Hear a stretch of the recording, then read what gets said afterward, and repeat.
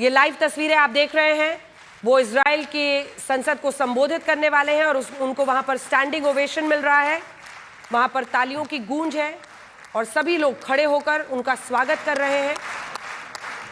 प्रधानमंत्री नरेंद्र मोदी अब इजराइल की संसद को संबोधित करते हैं।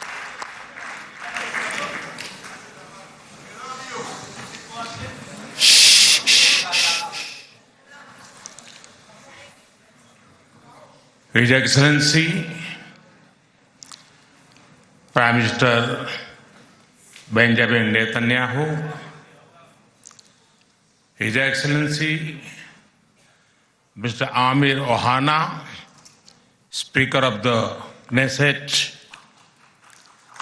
His Excellency Mr. Yair Lapid, Leader of the Opposition,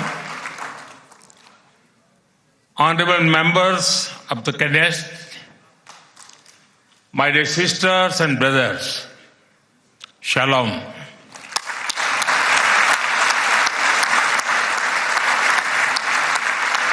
Namaste. Honorable members, it is a privilege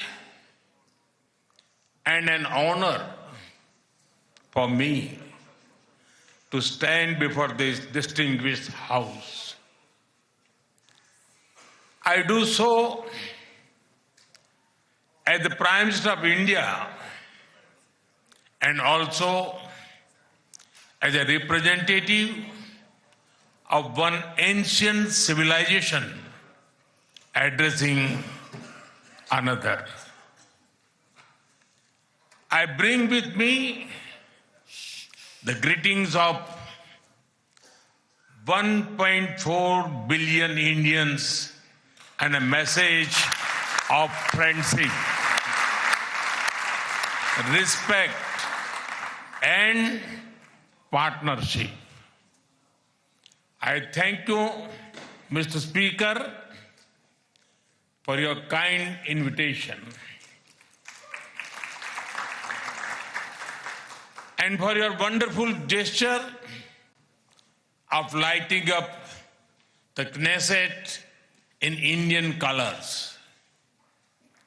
Your visit to India 3 years ago was the first by a Speaker of the Knesset, and thanks to you, I am the first Prime Minister of India to address this august gathering.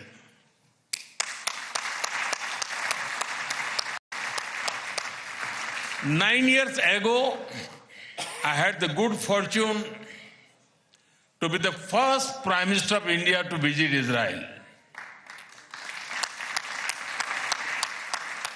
And I'm very happy to be here again,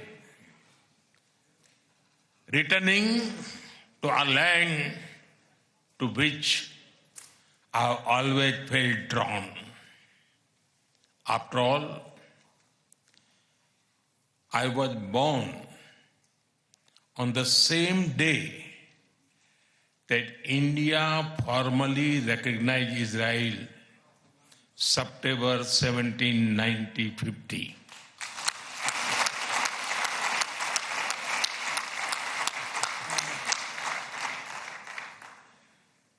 Honorable members, I also carry with me the deepest condolences of the people of India for every life lost and for every family whose world was shattered in the barbaric terrorist attack by Hamas on October 7.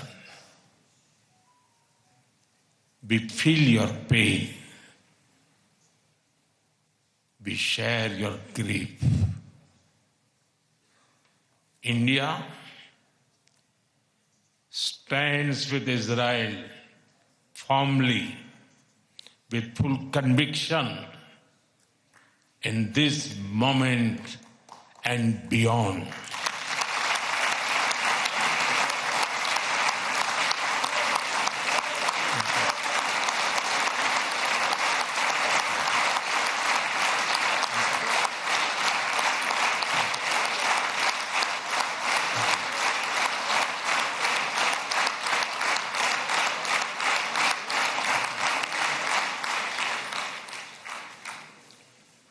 No cause can justify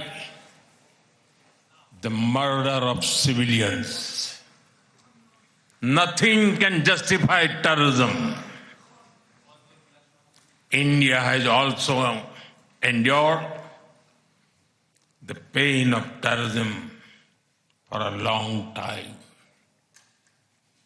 We remember the 26/11 Mumbai attacks and the innocent lives lost, including Israeli citizens. Like you, we have consistent and uncompromising policy of zero tolerance for terrorism with no double standards. Terrorism aims to destabilize societies, to block development, and to erode trust. Countering terrorism requires sustained and coordinated global action because terror anywhere threatens peace everywhere. That is why India supports all efforts that contribute to durable peace and regional stability. Some years ago, when you concluded the Abraham Accords, we applauded your courage and vision. It was a moment of new hope for a long troubled region. Since then, the situation has changed significantly. The path is even more challenging. Yet, it is important to sustain that hope. The Gaza Peace Initiative that was endorsed by the UN Security Council offers a pathway. India has expressed its firm support for the initiative. We believe that it holds the promise of a just and durable peace for all the people of the region, including by addressing the Palestine issue. Let all our efforts be guided by wisdom, courage, and humanity. The road to peace is not always easy, but India joins you and the world for dialogue, peace, and stability in this region. Honorable members, in India, there is a great admiration for Israel's resolve, courage, and achievements. Long before we related to each other as modern states, we were linked by ties that go back more than 2,000 years. The book of Esther refers to India as Hodu. The Talmud records trade with India in ancient times. Jewish merchants traveled across sea routes that connected the Mediterranean with the Indian Ocean. They came seeking opportunity and dignity. And in India, they became one of us. Jewish communities have lived in India without fear of persecution or discrimination. They have preserved their faith and participated fully in society. That record is a source of pride for us. Honorable members, the Bene Israel of Maharashtra, the Kochini Jews of Kerala, the Baghdadi Jews of Kolkata and Mumbai, and the Bene Menashe of the Northeast have enriched India. In my home state, Gujarat, there is a school set up by a Bene Israeli family, Mr. and Mrs. Best. It is an excellent school, and of course, it is called the Best School.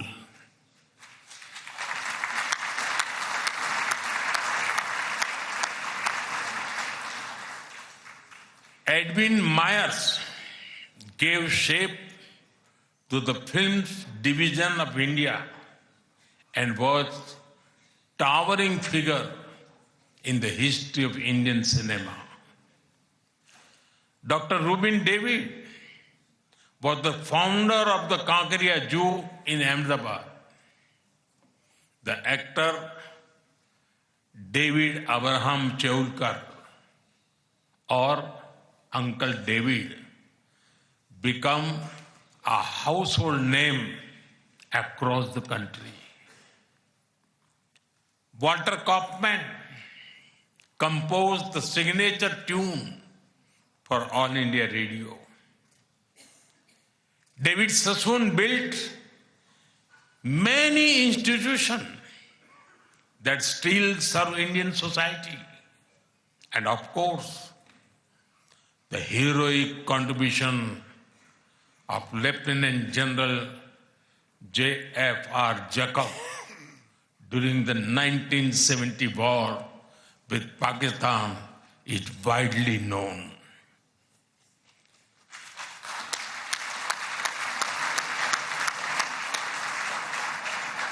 I had the honor of working closely with him after his retirement.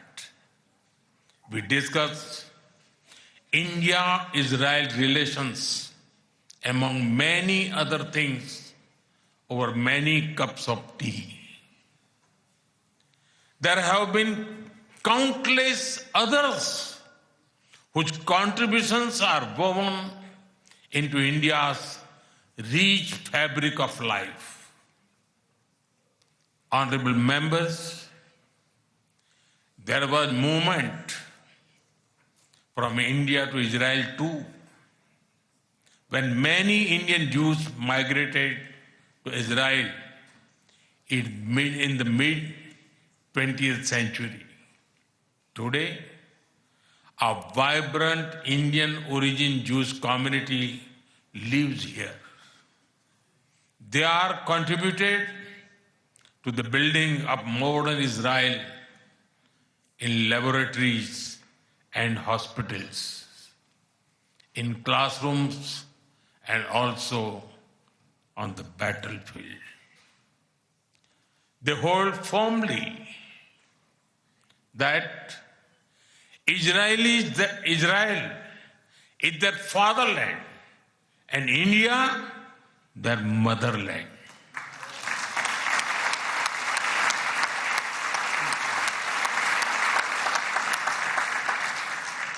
We are proud of them. Honorable members, India's connection to this land is also written in blood and sacrifice. During the First World War, more than 4,000 Indian soldiers laid down their lives in this region.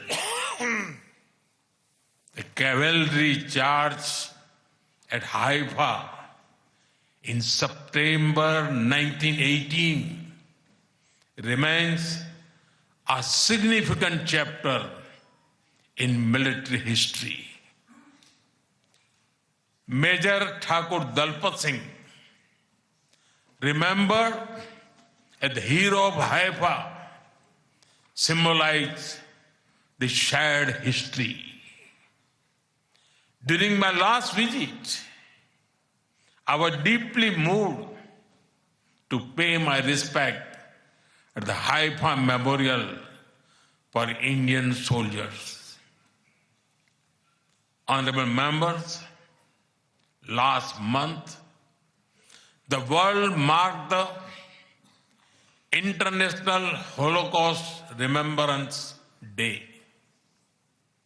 The Holocaust stands as one of humanity's darkest chapters. Yet, even in those turbulent years, some acts of humanity stood out. The Maharaja of Navanagar in Gujarat, also known as the Jam Sahib, offered refuge to Polish children, including Jewish children who had nowhere else to turn. I am told that a statue of Jam Sahib was unveiled in Moshav Nevatim recently. Thank you. Thank you for this honor and remembrance. Honorable members, after India's independence, many Indian leaders felt a kinship with the people of Israel. India's parliamentary debates of the 1950s are witness to their admiration for Israel's effort to develop agriculture in the desert. The kibbutz movement of Israel inspired our leaders like Acharya Vinoba Bhave and Loknayak Jayaprakash Narayan. First in my home state, Gujarat, and now across India, I've seen the approach of per drop, more crop work wonders in agriculture. My own first visit to Israel was in 2006 as the Chief Minister of Gujarat. Later in 2017, during my visit to Israel as Prime Minister, our two countries elevated the relationship to a strategic partnership. Since then, our engagement has expanded in scale and scope, and we are committed to further consolidate this relationship across many sectors. Honorable members, for the last few years, India has been the fastest growing major economy in the world. Soon, we will be among the top 3 economies globally.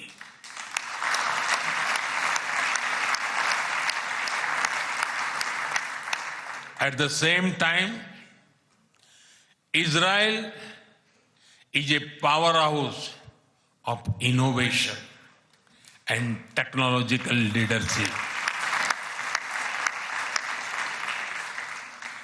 This creates a natural foundation for our forward-looking partnership. We are committed to expanding trade, strengthening investment flows, and promoting joint infrastructure development. The bilateral investment treaty signed last year will provide confidence and predictability to our businesses. In the last few years, India has concluded a number of important trade agreements with other nations. To your west, the European Union and the UK. To your east, the UAE and Oman. Our bilateral goods trade has grown significantly in recent years, but it does not reflect the full scope of opportunity. That is why our teams are working hard to negotiate an ambitious free trade agreement.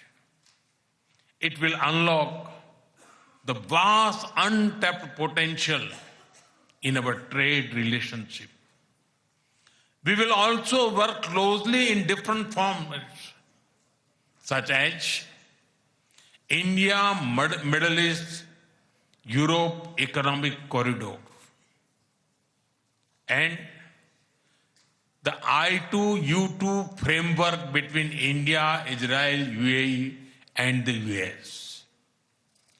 Defense and security is another important pillar of our partnership. In November last year, we signed an MOU on defense cooperation. In today's uncertain world, a strong defense partnership between trusted partners like India and Israel is of vital importance. Honorable members, Israel is often called the startup nation. In recent years, we have also been working to unlock the innovation and creativity of our youth.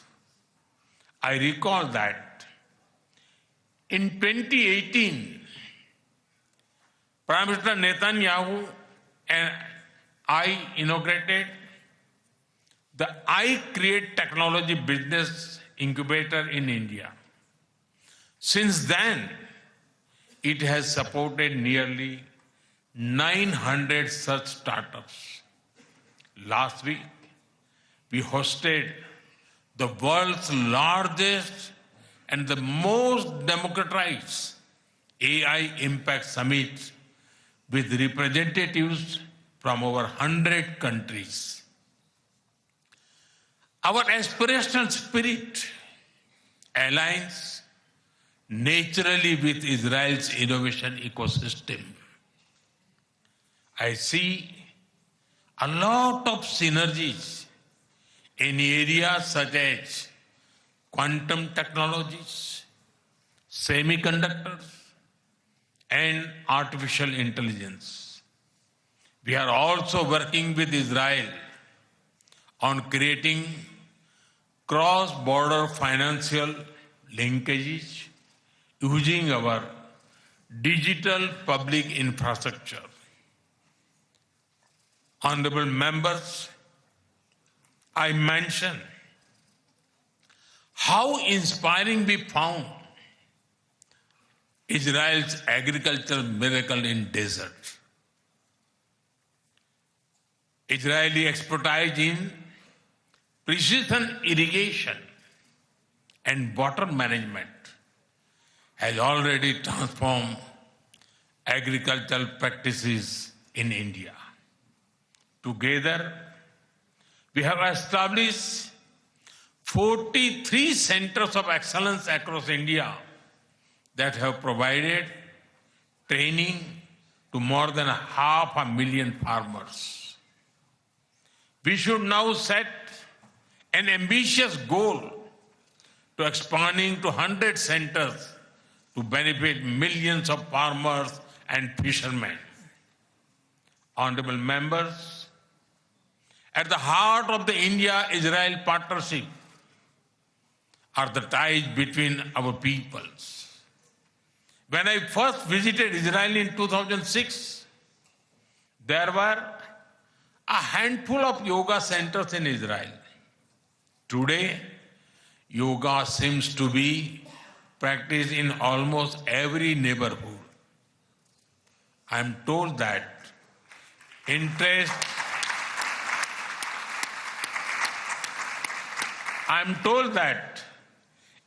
in Ayurveda is also growing in Israel. I invite more and more young Israelis to travel to India.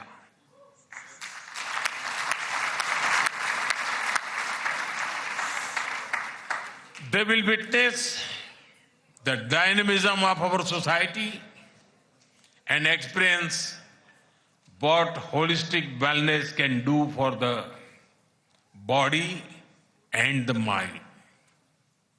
I'm happy to inform this August House that the Indian Parliament has set up a parliamentary friendship group for Israel.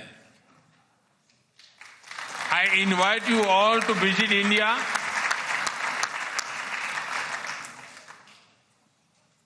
and look forward to having more exchanges between our members of parliament.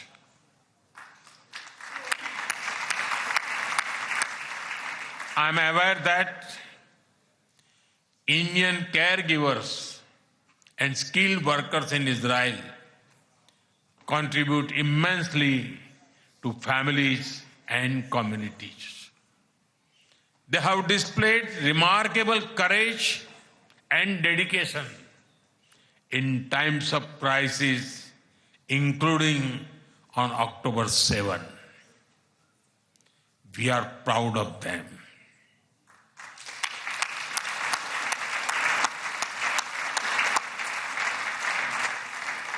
As the Jewish teachings reminds us, whoever saves one life saves the entire world.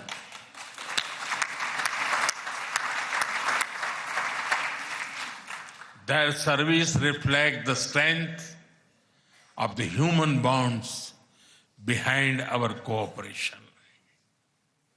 We will continue to facilitate the movement of workers and professionals across sectors that benefit both of our nations. Honorable members, we are both ancient civilizations, and it is perhaps no surprise that our civilizational traditions also reveal philosophical parallels. In Israel, the principle of Tikkun Olam speaks of healing the world. In India, Vasudhaiv Kutumbakam affirms that the world is one family. Both ideas extend responsibility beyond immediate boundaries. They ask societies to act with compassion and moral courage. Judaism emphasizes halakha, guiding everyday conduct through law and practice. Hindu philosophy speaks of dharma, the moral order that shapes duty and right action. In both traditions, ethical life is lived through action and faith is expressed through conduct. There is an enduring similarity in our festivals as well. you celebrate Hanukkah with the warm glow of candles. Around the same time, we celebrate Diwali, the festival of lights, with the gentle radiance of lamps. Soon, India will celebrate the festival of Holi, filled with happiness and color. And around the same time, Israel will also celebrate Purim with enthusiasm and joy.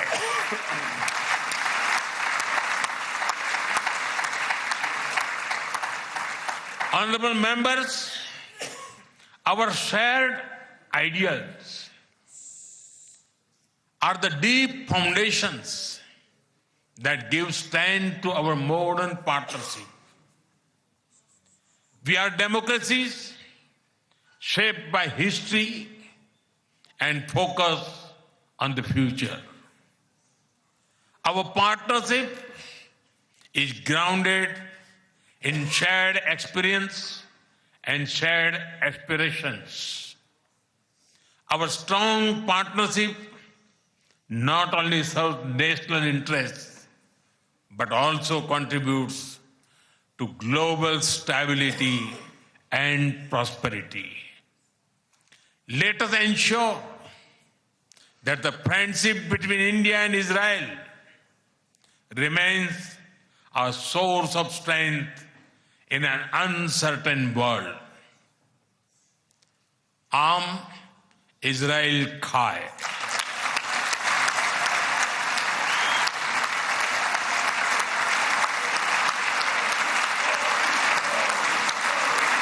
Jai Hind. Thank you.